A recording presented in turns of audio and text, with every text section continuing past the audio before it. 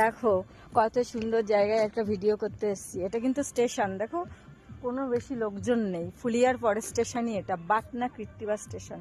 পুরো ফাঁকা স্টেশনটা, এখানে ভিডিও করে ভীষণ আরাম।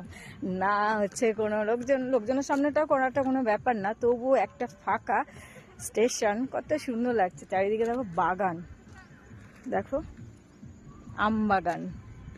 স্টেশনটা দেখো পুরো ফাঁকা। আজকে এখানেই তো এসেছি।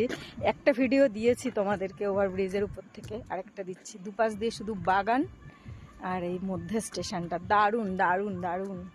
আমি তো এই ছেলে বলল যে স্টেশনে এসে ভিডিও করতে, তো আসলাম এর জন্য।